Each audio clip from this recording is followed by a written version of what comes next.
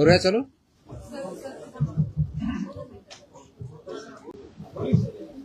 Okay, welcome to the press conference. आज मुद्दामून एक महत्त्वाच्या विषयासाठी आपल्याला इथं बोलवलं आहे.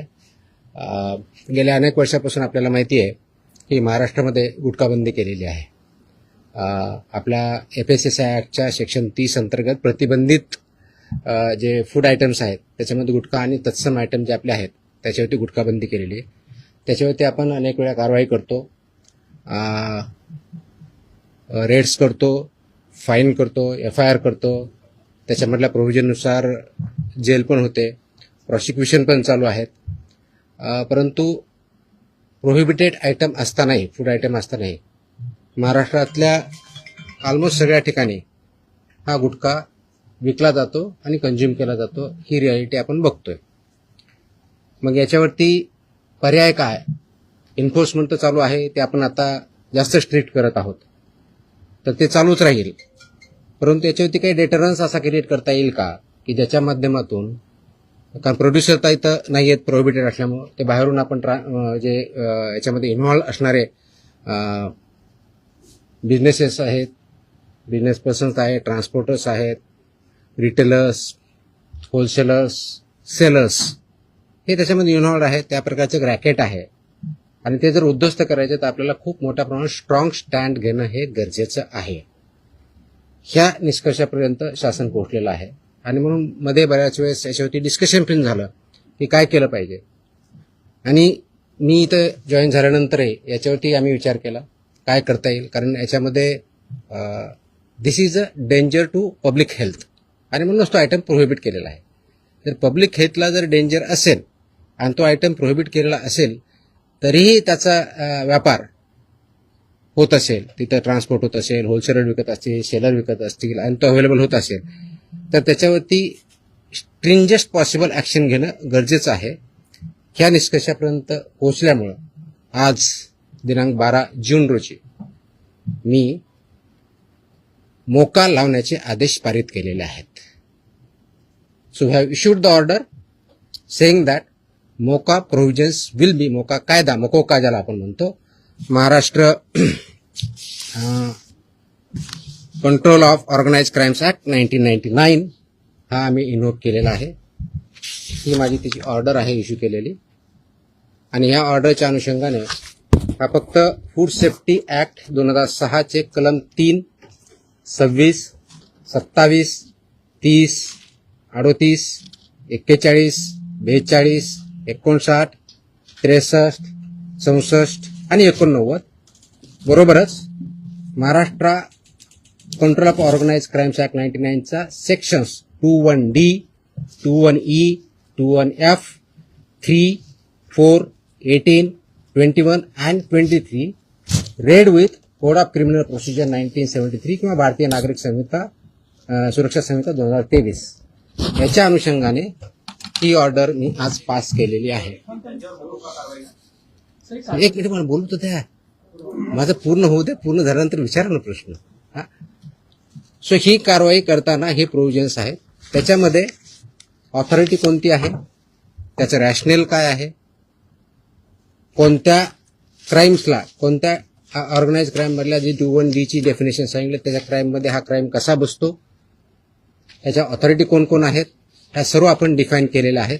आणि याच्या अनुषंगाने अल्टिमेटली आपण काही ऑर्डर्स, डिरेक्शन्स या माध्यमातून दिलेल्या आहेत. त्याच्यामध्ये ज्या ज्या ठिकाणी हे मोर दॅन वन्स एखाद्या ह्याच्यामध्ये ट्रेड करणारा व्यक्ती, संस्था, आस्थापना असेल त्यांच्याविरुद्ध कंपल्सरी मोका इन्व्होक करायचे ही ऑर्डर आहे. त्याचबरोबर सेक्शन 23 ऑफ मकोका ची जी प्रोसेस दिलेली आहे ती प्रोसिजर कंपल्सरी पाळायची हे पण आपण या सेक्शनमध्ये आदेश दिलेले आहेत. त्यानंतर persons and entities against whom MCOCA shall be invoked are manufacturers and producers of prohibited food products, number 1. Number 2, financiers funding their manufacture, procurement or distribution. Number 3, interstate and intrastate suppliers and commission agents. Number 4, transporters and vehicle operators, including agents who book or arrange transport. Number 5, godown operators, warehouse owners and store managers who knowingly store such products. 6th, wholesale dealers and distributors. 7th, sub-dealers and semi-wholesaler agents. 8th, retail sellers forming part of an identified organized network. And 9, any other person who knowingly facilitates, abets, conceals or assists any of the above. त्या इतक्या जणांविरुद्ध मोकोका वापरायचे ह्याच्यामध्ये आदेश आपण केलेले आहेत. त्याचबरोबर प्रिझम्पशन ऑफ एलिजिबिलिटी जी आहे ते फक्त याच्यावरती नाही तर प्रिझम्पशन ऑफ एलिजिबिलिटी हे आपण ज्यावेळेस म्हणतो की any one or more of the following is present, ते स्ट्रॉंग प्रिझम्पशन फेवर करणारं मोकोकाला हे प्रोव्हिजन वापरायचं. आणि no officer shall refrain without recording specific return reasons approved by joint commissioner. रिजनचं जे असेल त्याच्यामध्ये की interstate supply chain or manufacture nexus हे आपल्याला वरती न्यायचं प्रिझम्पशन ऑफ एलिजिबिलिटीसाठी वापरायचं.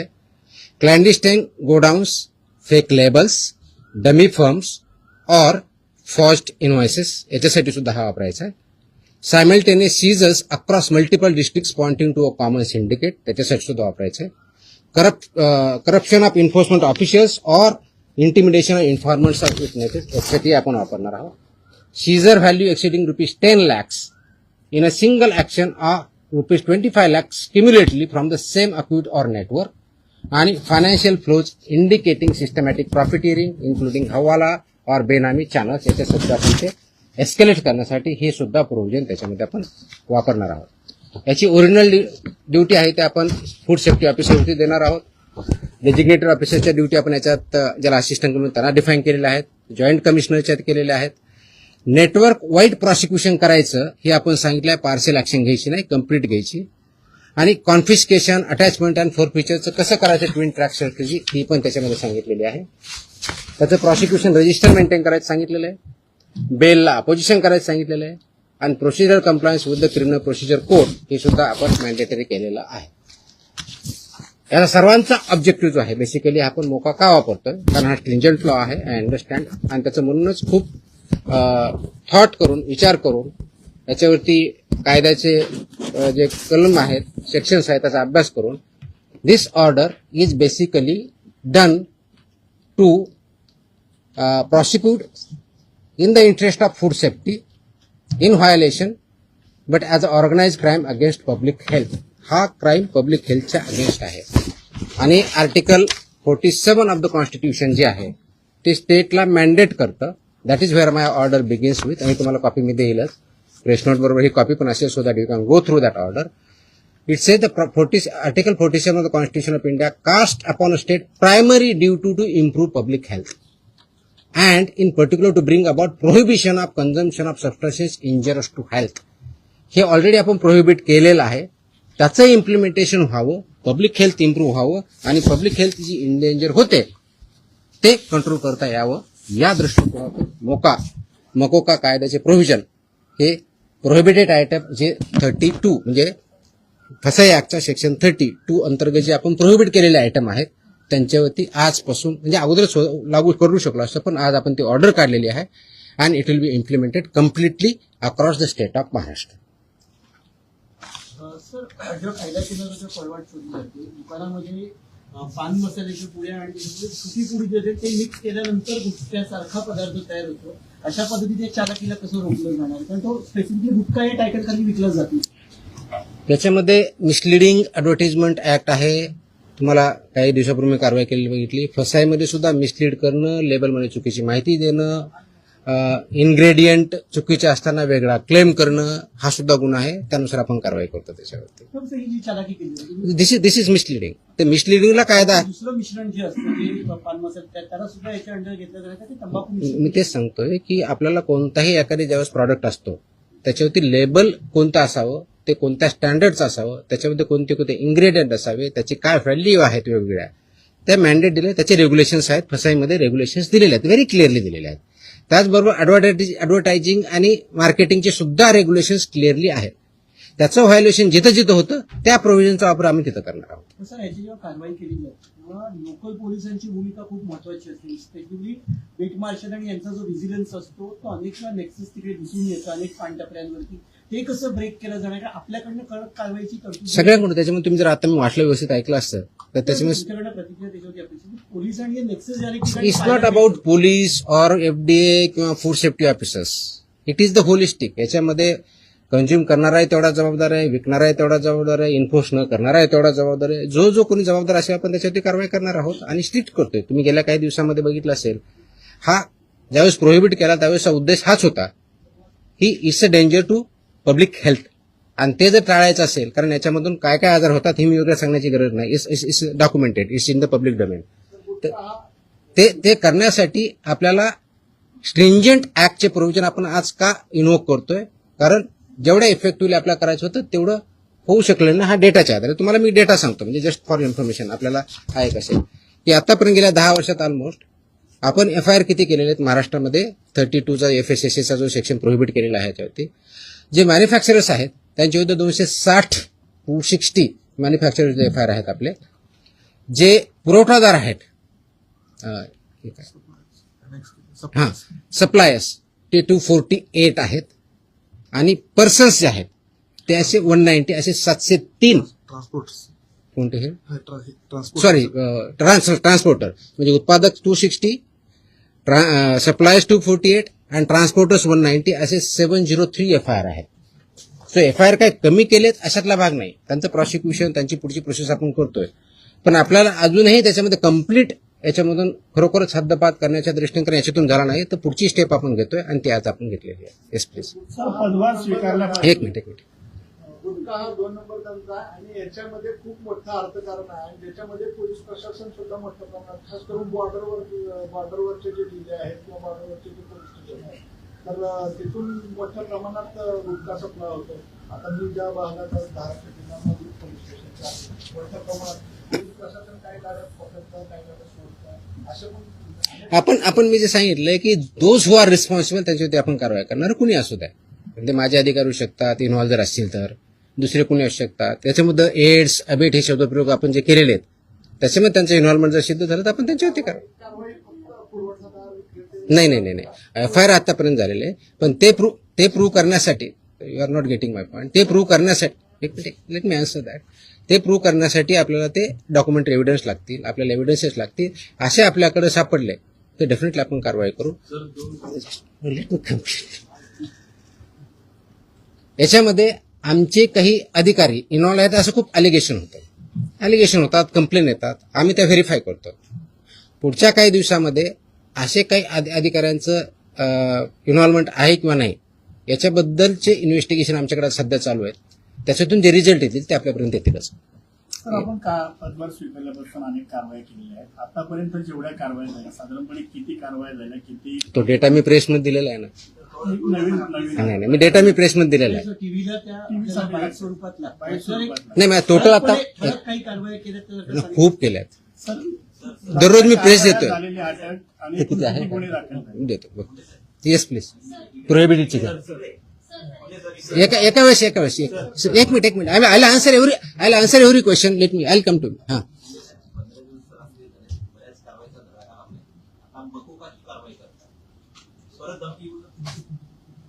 मला धमकी आलेलं कोणी सांगितलं तुम्हाला? नाही sorry, no sorry, please look at ती जुनी क्लिप आहे, कमीत कमी 10 वर्षापूर्वीची आहे. Look at the clip.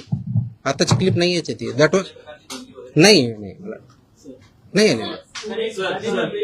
That clip if I remember correctly, मला आठवत नाहीये, इफ आय रिमेंबर करेक्टली बहुतेक ती पुण्यातली क्लिप आहे. फेनावाजी PMPM आहे. चेकआउट तुम्ही बघा ते क्लिप आताची नाही. मला कोणतरी पाठवली, मला कोणतरी विचारलं, मला अशी धमकी नाही आलेली. येतो मी त्यांना. Let us focus on this. There are so many issues. Let us focus on this. Please. थोडं I'll answer on this one day. 2 दिवसापूर्वी संभाजीनगरमध्ये FDAच्या पथकावर दगड फेकला आणि अधिकाऱ्यांना स्कॉर्पिओ गाडी त्यांच्या अंगावर आणण्याचा प्रयत्न केला. त्यांच्यावर पण मकोका अंतर्गत कारवाई होती. आता हे जे मी gutkha exactly that's what I am saying. कारण मोकोका क्लॉज वापरण्यासाठी ज्या काही प्री कंडिशन्स आहेत त्या फुलफिल झाल्या डेफिनेटली करणार आम्ही. कारण त्याला एका गुन्ह्यासाठी होत नाही. It has to be more than one offence in last 10 years. त्यांच्यावर जर झालेला असेल तर डेफिनेटली आम्ही करू. कारण त्याचं कंडिशन फुलफिल करायला पाहिजे. अदरवाईज आमचे FSSAचे ऍक्ट, BNS ऍक्ट आम्ही ते वापरतोच आहोत. आज ती जे हल्ला झाला त्याच्यावरती इमिजिएटली शिफ्ट कारवाई पण झाली. 7 का 8 लोक त्याच्यामध्ये अरेस्ट पण झाले immediately. I spoke on with DGP also. DGPने सुद्धा इमिजिएटली त्याच्यावरती इन्स्ट्रक्शन देऊन कारवाई केली. अँड अशा प्रकारचे हल्ले आम्ही भिणार नाही. Very clearly will protect our officers आणि those who take law into their hands will show force of the law. एक मिनिट. येस नाही बाजूला तुमच्या बताऊंगा. मेरी हिंदी इतनी अच्छी है ही नहीं. जितनी भी टूटी फूटी है उसमें बात करूंगा. बोलूंगा. एक मिनिट तुम्हाला उत्तर दिलं ना मी. आपण एकदा मराठी पूर्ण करून घेऊया मग आपण अरे थांबा ना तुम्ही. मी इथंच आहे. मी कुठे पळून नाही चाललोय. सिस्टमॅटिक होईल. भिवंडीमध्ये जे आहे ते नकली व्यक्ती अधिकाऱ्यांना अटक करण्यात आलेली आहे. त्यामुळे कशा पद्धतीने जर एखाद्या वेळेस आपण ज्यावेळी थाळी टाकतो आय कार्ड असतं ऑफिसरकडे. Simple. My officers wear I card. Very clearly they show the I card. या प्रतिबंधित माल जो आहे तो बऱ्याचदा गुजरात सारख्या राज्यातून मुंबईत येतो. खास करून गुटखा असेल किंवा बऱ्याचदा भेसळयुक्त खावा देखील गुजरातवरून मुंबईमध्ये येतो. वाहतूक व्यवस्था करणाऱ्या अनेक लक्झरी बसेस असतात, टुरिस्ट गाड्या असतात किंवा ट्रक. यासाठी RTOची काही मदत वगैरे घेणार? मी आता वाचताना वाटलं इन्क्लुडिंग ट्रान्सपोर्टर्स. RTOची मदत घेणार? सगळ्या एजन्सी एकत्र काम करत असतात. त्याच्यामध्ये सगळ्याच एजन्सी काम करतात. आपण याच्यामध्ये मकोका लावताना किंवा हे करताना इव्हन आताचे जे FIR होत आहेत त्याच्यामध्ये आपण फक्त विकणाऱ्याला करत नाही. त्याचा ट्रान्सपोर्टरला पार्टी करतोय, त्याचा डिस्ट्रीब्युटरला पार्टी करतोय, तुमच्या ओनरला. मी तुम्हाला लिस्ट पण दिली.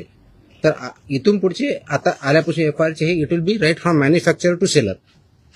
आताही होत आहेत, अजून जास्त स्ट्रिंजंटली होतील. So they are responsible. कायद्यामध्येच व्हेरी क्लिअरली त्याचे मेन्शन आहे. कुठेही डाऊट नाही त्याच्याबद्दल. याच्या बाहेर नका विचारू. जो आपला विषय चालला तेवढाच विचार. नाही संबंधित नाही. आजच्या विषयाशी संबंधित.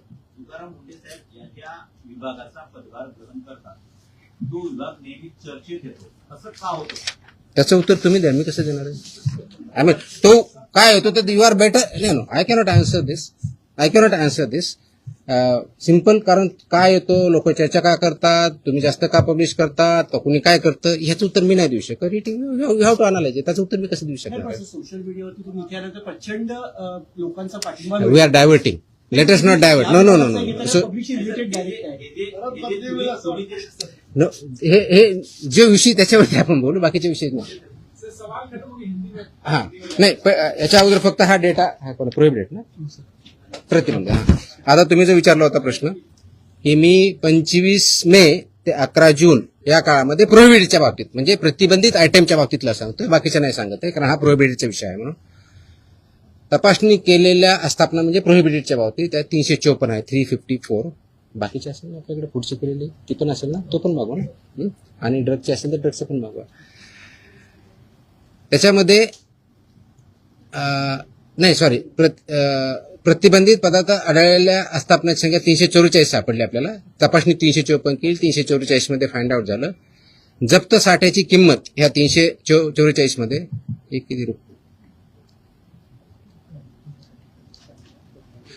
3,27,24,629 रुपीज.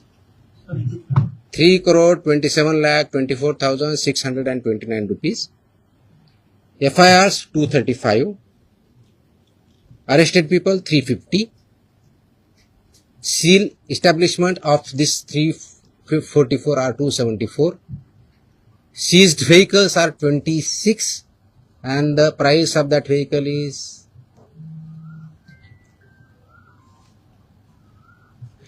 13,39,500. Sorry, 1,33,95,000.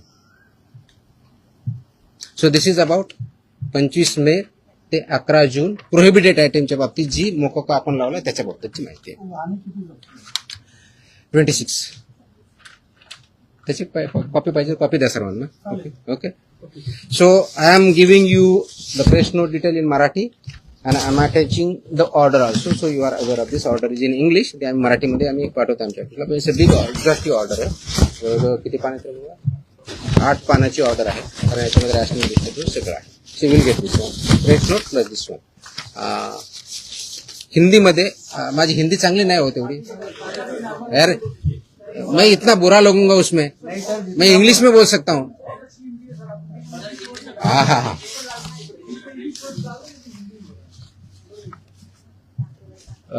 आप सब जानते हैं कि महाराष्ट्र में FSSAI एक्ट के तहत सेक्शन 30 के अंदर प्रोहिबिटेड आइटम्स है, जैसे कि गुटखा, पान मसाला, इसमें एक आइटम से प्रोहिबिटेड है. इसका मतलब ये होता है कि ये प्रोडक्ट, फूड प्रोडक्ट जो है प्रोहिबिटेड, वो महाराष्ट्र में मैन्युफैक्चर नहीं हो सकता है, ट्रांसपोर्ट नहीं हो सकता है, स्टोर नहीं हो सकता है, सेल नहीं हो सकता है. फिर भी बहुत कार्रवाई करने के बावजूद इसका सेलिंग और अवेलेबिलिटी महाराष्ट्र में कई जगहों पे पाया जाता है. इसीलिए गवर्नमेंट शासन ने ये डिस्कशन कर रही थी इस पे क्या किया जाए, कौन सा स्ट्रिंजेंट एक्ट या क्लॉज या कार्रवाई की जाए जिसकी वजह से ये एक्चुअली प्रोहिबिट होगा, क्योंकि ये this is a endanger to public health के लिए हानिकारक है. इससे पब्लिक हेल्थ इंडेंजर होती है. ये नॉलेज पब्लिक डोमेन में है. तो इसके तहत आज हमने मोकोका एक्ट जो है महाराष्ट्र का, Maharashtra control of organize crime act 1999, ये इसमें इन्वोक करने का निर्णय लिया है, लागू किया है कि जो ये बिजनेस में मैन्युफैक्चरिंग करते हैं, ट्रांसपोर्ट करते हैं, सेल करते हैं, डीलर्स है, सेमी डीलर्स है, ये सबको ये प्रोविजन के अंदर अभी कार्रवाई की जाएगी. उसकी जो प्रोसीजर दी है सेक्शन 23 के अंदर मोकोका के, वो फॉलो करके ये मैंडेटरी किया गया है कि जो मोकोका के प्रोविजंस के में लायबल है वो मैंडेटरी हमारे ऑफिसर एफआईआर करते समय मोकोका का प्रोविजन एक्ट इन्वोक करेंगे और उनको पनिशमेंट करेंगे. इसका ऑब्जेक्टिव है, उद्देश्य है कि पब्लिक हेल्थ जो इंडेंजर हुई है इसकी वजह से उसको पूरा तरह से रोका जाए, और वो जो हमने प्रोहिबिशन किया है आइटम्स में उसका अवेलेबिलिटी महाराष्ट्र में कहीं न हो और लोग उसको न खाए, जिसकी वजह से उनकी हेल्थ अच्छी रहेगी, उनका हेल्थ अच्छे रहने की वजह से उनका प्रोडक्टिविटी अच्छी रहेगी, और जो ह्यूमन डेवलपमेंट है, ह्यूमन ग्रोथ है, उसको भी अच्छी तरह से हो जाएगा. इसीलिए ये प्रोविजन आज हमने इन्वोक किया है. इसका ऑर्डर हमने आज as a commissioner food safety Maharashtra बोल के इश्यू किया है और ये लागू हो रहा है और ये सब स्ट्रिक्टली आगे इम्प्लीमेंट होगा. अब तक का लास्ट 10 साल में जो मैन्युफैक्चरर्स है उनके खिलाफ 260 एफआईआर हुए हैं, जो सप्लायर्स है 248 एफआईआर हुए हैं, जो ट्रांसपोर्टर्स है 190, ऐसी 703 एफआईआर भी हो चुके हैं. इसका डेटा हमने मांगा है, उसका एनालिसिस भी चल रहा है.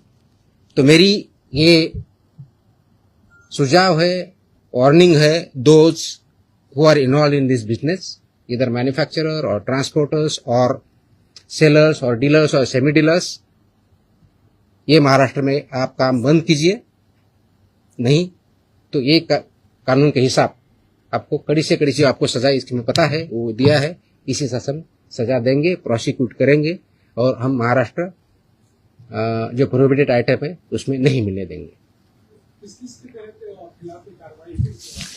ये जो हमने बताया कि इसमें कौन कौन आता है, तो इसमें मैन्युफैक्चरर आएंगे,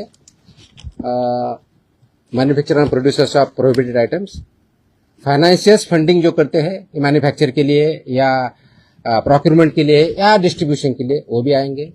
इंटरस्टेट और इंट्रास्टेट सप्लाईज जो है वो भी इसमें आएंगे, कमीशन एजेंट्स भी इसमें आएंगे, ट्रांसपोर्टर्स आएंगे, व्हीकल ऑपरेटर्स आएंगे, इंक्लूडिंग एजेंट्स हु बुक और अरेंज फॉर ट्रांसपोर्ट, वो भी आएंगे.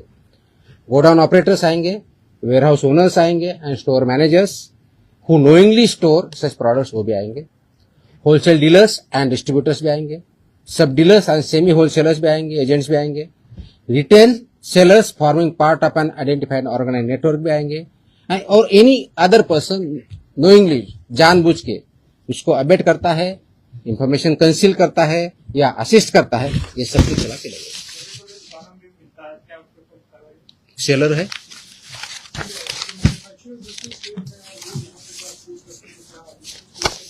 So it's a part of syndicate. Syndicate K definition में सब कुछ आया है. Organized crime. That's why it is an act. That's why this is become an organized crime, and they are working as a syndicate. That's why we are invoking these provisions. They are supporting. They are supporting. आम आदमी के लिए मकोगा लगने के बाद कितना मुश्किल हो जाएगा जो शक्ति आम आदमी को क्यों मुश्किल होगा? नहीं, आम आदमी को जानने के लिए जो भी इस आम आदमी बिजनेस में नहीं है ना. जो भी इस बिजनेस में है अगर वो पकड़ा जाएगा और मकोगा लगेगा, क्या क्या स्टूडेंट धारा है ये तो आप मौका में क्लियरली है ना, लाइफ इम्प्रिजनमेंट प्रोविजन आहे ना. किती सजा आहे त्याची? किती वर्ष ते काढा जरा प्रोविजन. ऑफकोर्स दे प्रोसिक्यूट होंगे, कोर्ट में केस चलेगा. हाँ ऑफकोर्स सबको बेल अपोज कर हमने बता ही दिया ना कितना क्या है. वो अगर बताएंगे सर तो थोड़ा सा डर नहीं वो तो फुटे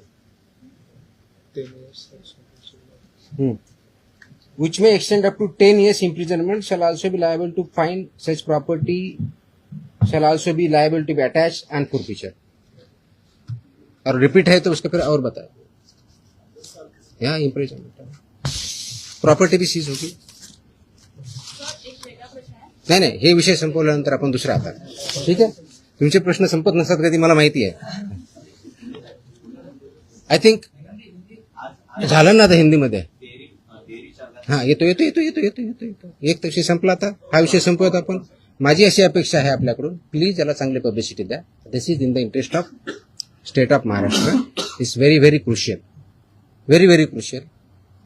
many people have fallen prey to this. So we need to save our people. We need to work. That's a public health hazard, and we have to eliminate it. Absolutely clear. So इसीलिए मुझे ये publicity जितनी ज्यादा दे सकते हो वो दे दो. That is my request.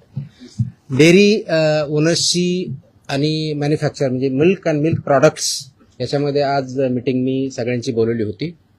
उद्देश हा होता की डेअरी सेक्टरमध्ये जे फसाईचे रेग्युलेशन्स आहेत, स्टँडर्ड्स आहेत, म्हणजे सगळ्या सेक्टरमध्ये आहेत, त्याच्यामध्ये डेअरीचे पर्टिक्युलरली बोलवली होती. कारण तो खूप मोठा इश्यू आहे, अनेक वर्षापासून आहे. अत्यंत चांगले लोक काम करणारे त्याच्यात आहेत आणि काही त्याच्यामध्ये चुकीचं काम करणारे पण आहेत. आणि म्हणून एफडीए म्हणून आम्ही काय कारवाई करणार as a regulator. FDA is a regulator आणि फूडच्या बाबतीत म्हणलं फूड कमिशनर स्टेट म्हणून आम्ही रेग्युलेट करतो जे फसाईचे नॉर्म्स आहेत. कारण फसाई ऍक्ट हा 2006ला आला, त्याचे रूल्स 2011ला झाले आणि 2011 पासून आतापर्यंत वेगवेगळे रेग्युलेशन किंवा स्टँडर्ड्स फसाईने डिक्लेअर केलेले आहेत. ते मॅन्डेटरी आहे सर्वांवरती. जे जे फूड बिझनेसेसमध्ये आहे, ज्याला आपण एफबीओ म्हणतो, फूड बिझनेस ऑपरेटर, ते रजिस्टर्ड असणं हा भाग वेगळा आहे. पण त्यांनी कोणत्या कोणत्या प्रकारचे स्टँडर्ड्स जे जे प्रॉडक्ट आहेत त्याला वापरायचे, त्याप्रमाणे प्रॉडक्ट तयार करायचे किंवा सेल करायचे, हे त्याच्यामध्ये स्टँडर्ड्स दिलेले आहेत. त्याच्यामधला एक भाग म्हणून जे मिल्क अँड मिल्क प्रॉडक्ट्स आहेत याच्यासाठी जे स्टँडर्ड्स लागतात ते त्यांनी पाळावेत, ते त्यांनी इम्प्लिमेंट करावेत. या दृष्टिकोनातून एक इंटरॅक्शन सेशन, कायद्याचे प्रोव्हिजन, रेग्युलेशन्स कोणते आहेत ते त्यांना आम्ही सांगितले. त्यांचे जे काही इश्यू होते ते आम्ही समजून घेतले आणि यातून पुढे खूप स्ट्रिक्टली याच्यावरती इन्फोर्समेंट होईल. राईट फ्रॉम कलेक्शन सेंटर गावातलं जे असेल तिथपासून ते म्हणजे तुमचा एमबीओ असेल, म्हणजे तुमचं जे चिलिंग सेंटर असेल, कलेक्शन सेंटर्स असेल, चिलिंग सेंटरपासून तुमच्या डेअरीपर्यंत जात असेल, मग तुमचा दूध प्रॉडक्ट बनवणारा किंवा पनीर बनवणारा तिथपर्यंत जात असेल, ते प्रॉडक्ट बनवून ते कंझ्युमरपर्यंत जात असतील, ही सगळी चेनमध्ये जे जे त्याच्यामध्ये इन्व्हॉल्व आहेत त्यांनी हे सगळे स्टँडर्ड्स पाळले पाहिजेत, इम्प्लिमेंट केले पाहिजेत आणि त्याच्यामुळे चुकीचं काही होणार नाही हे त्यांना समजून सांगण्यासाठी, कायद्याचे प्रोव्हिजन समजून सांगण्यासाठी आम्ही मीटिंग बोलवली होती, इंटरॅक्शन केली. मी एक प्रेझेंटेशन पण केलं की कायदा काय सांगतो, नाही केलं तर त्याचे काय प्रोव्हिजन होतात. तर 2-3 ठळक ज्या गोष्टी आहेत त्याच्यामधल्या, तर एक पहिलं की अनसेफ फूड हे कशाही परिस्थितीत टॉलरेट केलं जात नाही, जाणार नाही, इन्क्लुडिंग मिल्क प्रॉडक्ट्स. अनसेफ फूडची डेफिनेशन कायद्यात दिलेली आहे, त्याच्यामुळे इथे बोलत नाही, ते तुम्ही वाचू शकता, त्याच्यात क्लिअरली आहे. दुसरं अडल्चरेटेड फूड, तिसरं मिसब्रँडेड, चौथं सबस्टँडर्ड आणि अजून काय एवढंच नाही. सो अशा प्रकारच्या कॅटेगरी आहेत आणि या प्रत्येक कॅटेगरीला काय पनिशमेंट आहे हे कायद्यामध्ये दिलेलं आहे. तर ते व्हायलेट तुम्ही करू नये. त्याचे जे वेगवेगळे रेग्युलेशन, पहिला रेग्युलेशन फॉर रजिस्ट्रेशन कंपल्सरी आहे, ते बऱ्यापैकी इम्प्लिमेंट आहे आजच्या डेटला, रजिस्ट्रेशन आणि लायसन्सिंग. पण ते तेवढ्यापर्यंत चालत नाही. फूड प्रॉडक्ट्सचे जे 2011चे स्टँडर्ड्स आहेत ते बऱ्याच वेळेस कॉम्प्रोमाइज केले जातात, ते करता येणार नाही. मार्केटिंगच्या किंवा ॲडव्हर्टाइजिंगच्या बाबतीत चुकीचं लिहिलं जातं, ते करता चालणार नाही. त्याचबरोबर काय म्हणतो त्याला, प्रिंटिंग काय म्हणतो त्याला, प्रिंट करतो ते लेबलिंग जे आहे ते व्यवस्थित होत नाही किंवा चुकीच्या पद्धतीने होतं का मिसलिडिंग होतं, ते चालणार नाही. पॅकेजिंग त्याचे स्टँडर्ड्स ठरवले आहेत, ते पॅकेजिंग त्याच पद्धतीनं पाहिजे, ते चालणार नाही. हे त्यांना आम्ही चांगल्या पद्धतीनं समजून सांगितलं आहे आणि बाय अँड लार्ज त्यांची कन्व्हिन्स झालेली आहेत की येस आमच्याकडे काही ज्या त्रुटी असतील तर आम्ही त्याच्यामध्ये कारवाई करू, जेणेकरून हे जे दूध आहे किंवा प्रॉडक्ट आहे, फूड अँड फूड प्रॉडक्ट जे आहेत ते कंझ्युमरला जे स्टँडर्ड फसाईने घालून दिलेले आहेत ते त्याप्रमाणे करतील. जे करणार नाही त्याच्यामध्ये फसाई ऍक्टनुसार आपण त्याच्यावरती कारवाई करणार आहोत. आता हे standard over a period of time आले 2011 पासून आतापर्यंत जवळजवळ टोटल 28 प्रकारचे रेग्युलेशन किंवा स्टँडर्ड आहेत. त्याच्यातले 6 हे ऑथॉरिटीचे आहेत, पण 22 आहेत वेगळ्या प्रॉडक्टच्या बाबतीतले आहेत सगळे. त्याच्यातले बऱ्याचशा अंशी 6 ते 10च्या दरम्यान हे फूड अँड फूड प्रॉडक्ट्स लागतात. प्रत्येकाला मोर दॅन 1 लागतात. रजिस्ट्रेशन कंपल्सरी आहे, पण ते फूड कॅटेगरी जी असेल त्यांना ते लागतात. ते स्टँडर्ड्स आम्ही जास्त इम्प्लिमेंट करू, सॅम्पलही आम्ही वाढवू आणि त्याचबरोबर आम्ही हे सांगितलं की कंप्लायन्स करणं ही तुमची जबाबदारी आहे आणि इन्फोर्स करणं ही आमची जबाबदारी ॲज अ रेग्युलेटर म्हणून. ती इन्फोर्समेंट आमचं स्ट्रिंजंट होईल. त्याच्यामुळं आपण स्वतः आपल्या आदिनीचं ज्यांच्याकडून तुम्ही दूध घेता, जे चिलिंग सेंटर्स आहेत, जे तुमचे प्रॉडक्ट्स आहेत, तुमचे प्लांट्स आहेत, त्या ठिकाणी याचं कोणतंही व्हायोलेशन होणार नाही याची काळजी तुम्ही घ्या. आणि सबस्टँडर्ड असेल, अनसेफ असेल, तो माल रिजेक्ट करा. तो तुम्ही वापरू नका, दुसऱ्याकडे वापरू देऊ नका. So that this unsafe, substandard, adulterated, misbranded असं कोणताही प्रॉडक्ट मार्केटमध्ये येणार नाही. त्यासाठी तुम्ही कार्यरत राहा आणि ते कंप्लायन्स करता की नाही त्याचं एन्फोर्समेंट आम्ही बघू आणि जिथं कंप्लायन्स होत नाही त्यांच्यावरती आम्ही स्ट्रिक्ट कारवाई करू. दिस वॉज द मीटिंग. तुमच्या कारवाईचं शेतकरी फार खुश आहेत. तुमच्या कारवाईच्या आठवडी तालुक्यामध्ये तुमचा दुधाभिषेक करण्यात आला. दुधाचे रेट वाढतील असं वाटतं तुम्हाला? रेट माझ्या हातात नाही आहेत. वाढवणं हा इज अ फ्री मार्केट. त्याच्यामुळे दुधाचा किती रेट असावं ते डिमांड सप्लायवरती ठरलं जाईल.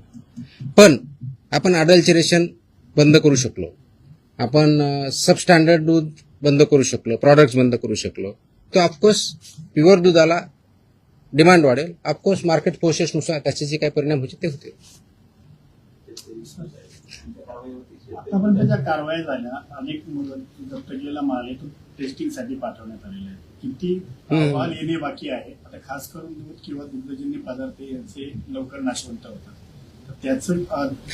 त्याची आम्ही काळजी घेत आहोत. त्याचे जे पिरियड दिलेला आहे, ड्रगच्या बाबतीत 60 दिवसाचा असतो, फूडच्या बाबतीत 14 दिवसाचा असतो, त्या वेळेतच येथील आम्ही इन्श्युअर करतोय. त्याची सुद्धा मी आढावा घेतलेला आहे. आपल्याकडं 3 ठिकाणी आपल्या स्वतःच्या लॅब आहे. पुण्याला आपली हेल्थ डिपार्टमेंटची ऑलरेडी लॅब आहे, प्लस मुंबईमध्ये बीएमसीची लॅब आहे, प्लस गव्हर्नमेंट ऑफ इंडियाच्या फसाच्या PPP वरती लॅब आहेत.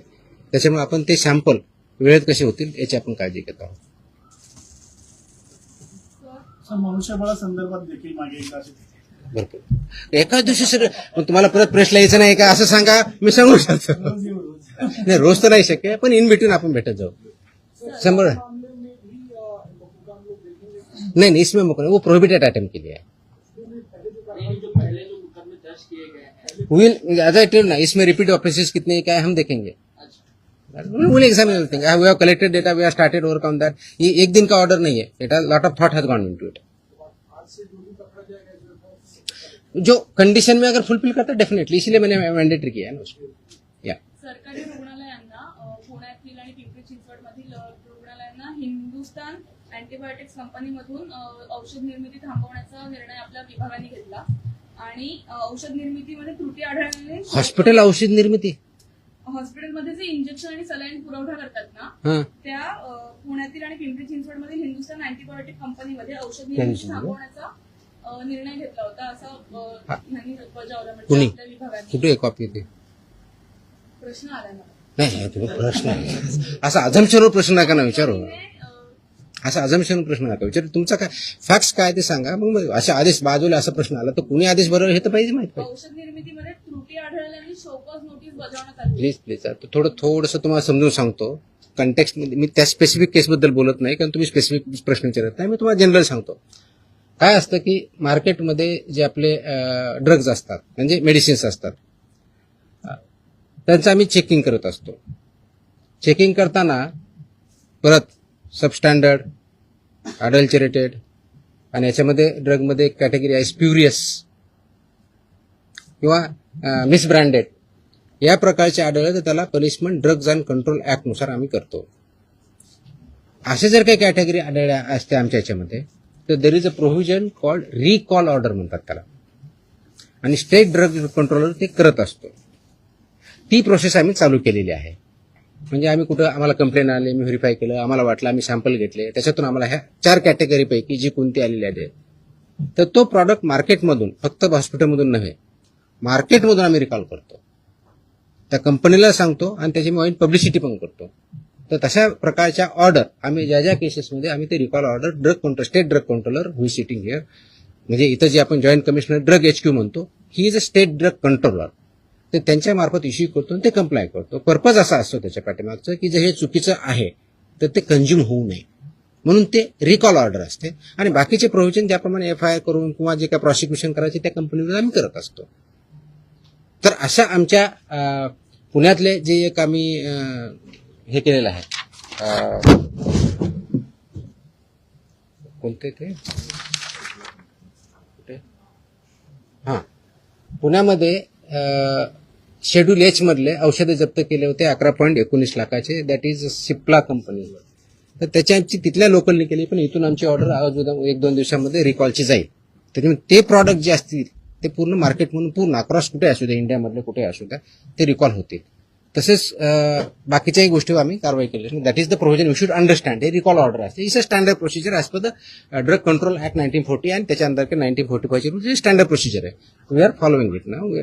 कदाचित अगोदर होत नव्हती नाही माहित मला माहित नाही but will follow it so that public हेल्थला त्याच्यातून डेंजर राहणार नाही. आणि आपण ज्यांनी प्रोड्यूस केलेलं आहे जे सेल करतात त्यांच्यावरती नियमानुसार आपले कारवाई. ओके बिफोर यू फॉरगेट एक लास्ट अजून एक आदेश मी आज पारित केलेला आहे. हा आदेश आहे ड्रग्ज म्हणजे माझ्याकडे 2 सेक्शन एक फूड आहे आणि एक ड्रग आहे. हा आदेश आहे की बऱ्याच ठिकाणी आमच्याकडे कंप्लेन येतात माहिती भेटते की हॉस्पिटलमध्ये कुणी पेशंट ॲडमिट जर असेल आणि त्याला जे काही औषधी लागत असतील तर ते त्यांच्याच फार्मसीमधून घ्यायचे अशा काही कंप्लेंट असतात आमच्याकडे. By law they cannot force any hospital तिथूनच घ्यायचं मॅन्डेट नाही आहे. त्याचे आदेश आम्ही जारी केलेले आहेत. आदेश त्याची पाहिजे तो कॉपी आम्ही प्रेस कदाचित उद्या देऊ दिली का त्या पण माहितीसाठी म्हणून देतोय की ऑलरेडी केले की असं त्यांना करता येत नाही. कोणत्याही पेशंटला जर बाहेरून आणायचं हा त्यांचा चॉईस आहे. यू कॅनॉट फोर्स एनीबडी की तुमच्याच फार्मसीमधून किंवा ह्याच फार्मसीमधून किंवा त्याच फार्मसीमधून घ्या हे तुम्ही पेशंटला फोर्स करू शकत नाही. हे आम्ही सगळ्यांना ऑर्डर काढलेली आहे आणि इट विल बी इन्फोर्स्ड कारण तो सिटिझन्सचा किंवा पेशंटचा राईट आहे कुठून परचेस करायचा. त्यांना तुम्हाला प्रिस्क्रिप्शन द्यावं लागेल. प्रिस्क्रिप्शन दिल्यानंतर त्यांना जिथून आणायचे तिथून आणतील. त्याच्यामुळे यू कॅनॉट फोर्स की तुमच्याच फार्मसीमध्ये घ्यावा. तो पण आदेश आज आम्ही पारित केलेला आहे. जर डॉक्टरने लिहून दिलं प्रिस्क्रिप्शन तो त्याच्यात जो प्रिस्क्रिप्शन किंवा पुढे जे काही लिहून देईल ते फक्त त्याच्याच मेडिकलमध्ये अवेलेबल असतं. जर दुसरीकडे घ्यायला गेला तर तिथं उपलब्ध नसतं. असं का बरं होईल?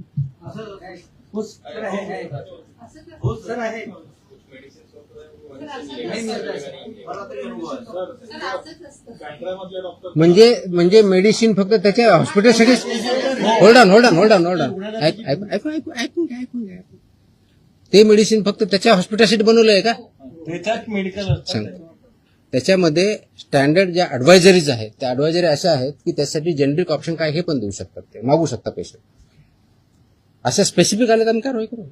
मला स्पेसिफिक लागेल जनरल नको आय नीड आम्ही कारवाई करू. There is a law. मैं है नहीं बोल रहा मैं क्वेश्चन नहीं कर रहा हूँ. अगर ऐसे हमारे पास स्पेसिफिक कंप्लेन आते हम कार्रवाई करेंगे ना.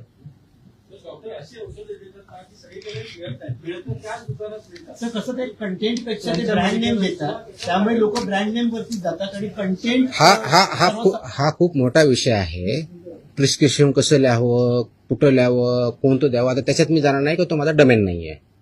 माझा ड्रगच्या बाबतीतला जो इश्यू आहे, अशा प्रकारच्या कंप्लेंट जर आमच्याकडे आल्या तर will definitely investigation look into it. Okay, I think I have satisfied everybody. आणि मकोकाला जरा वाईट पब्लिसिटी आहे. येस, या अगोदर नाही सांगायचं का? अरे नाही, आता नाही, बाकीचे सगळ्यांना नाही, प्रिंटमध्ये it is required and it is essential also. Okay, चलो, थँक्यू. सर पीएम म्हणजे ट्रेडमार्क की तुकाराम मुंडे? गप्पा नको मारा.